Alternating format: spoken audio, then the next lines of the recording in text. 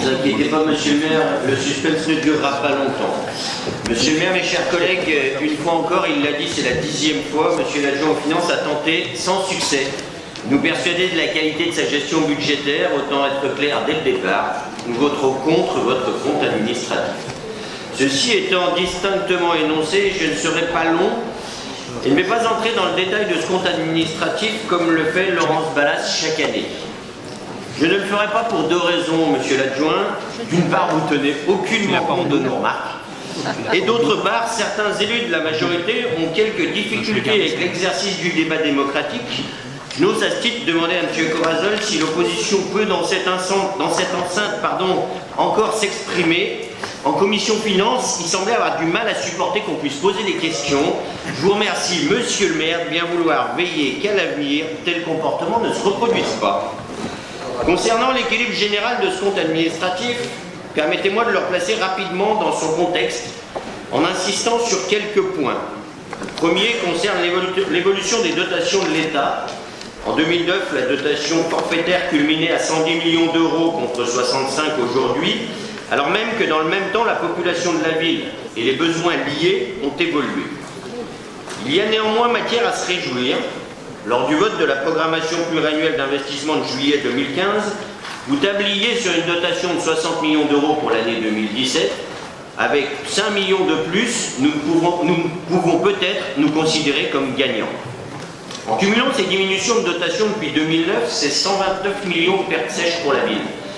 Si on part de ce début de mandat et de votre fameux plan marge de manœuvre, ce sont quand même 115 millions d'euros compensés selon la fameuse règle du 50-50, 50% d'économie de dépenses et 50% de hausse de recettes.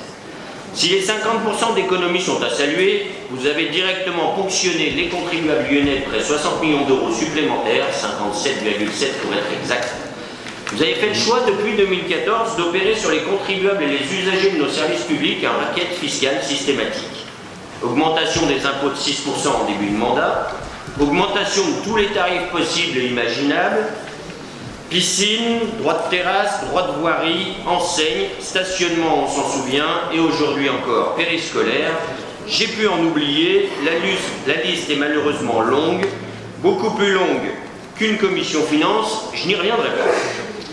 L'augmentation du pouvoir d'achat, cher à votre gouvernement, n'est à Lyon que théorique. Compte administratif après compte administratif, budget après budget, année après année, les faits sont là.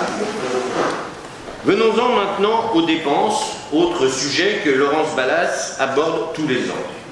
Je vais bien évidemment vous parler des 35 heures et de leur non-application à la ville de Lyon, selon une décision non contestable manifestement de Gérard Collomb à ses débuts à la tête de la ville. En moyenne, depuis 2003, cette situation hors la loi représente quelques 168 équivalents temps plein, soit sur la base du bilan social 2007, un coût annuel qu'on peut estimer à plus de 7 millions d'euros. Depuis 2014, c'est en cumulé environ 30 millions et 110 depuis 2003. En 15 ans, votre choix de ne pas respecter la loi, car c'est un choix, aura coûté aux Lyonnais l'équivalent de 8 groupes scolaires.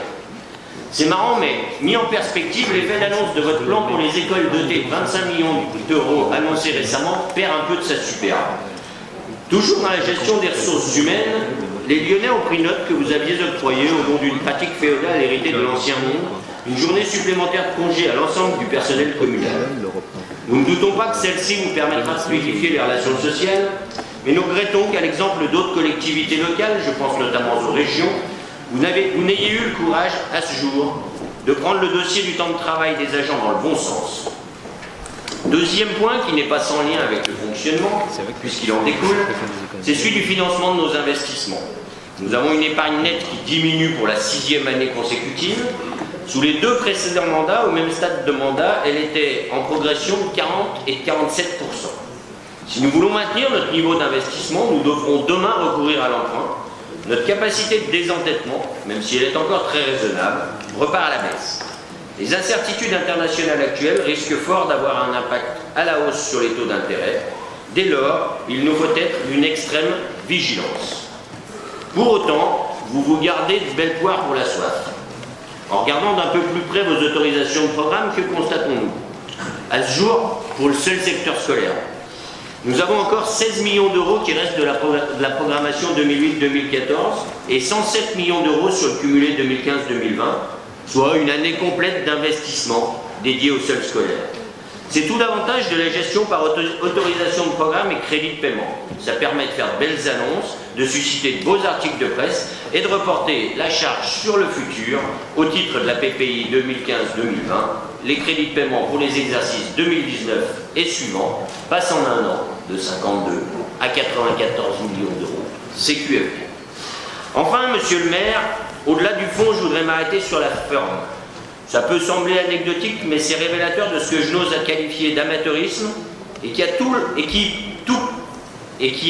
tout le moins n'est pas digne d'une collectivité de notre envergure.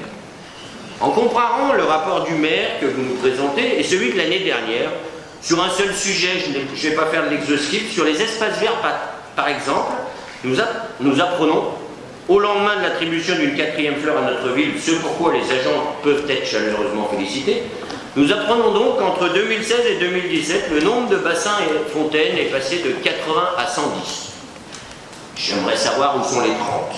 Que notre production de plantes au centre horticole dégringole de 620 000 à 385, mais qu'en revanche, vous avez été saisi d'une frénésie de plantation d'arbres dans les parcs et balmes, puisque nous en avons 62 000 aujourd'hui contre 55 000 l'année dernière, plus 12% en un an. Vos alliés écologistes ne peuvent que s'en réjouir.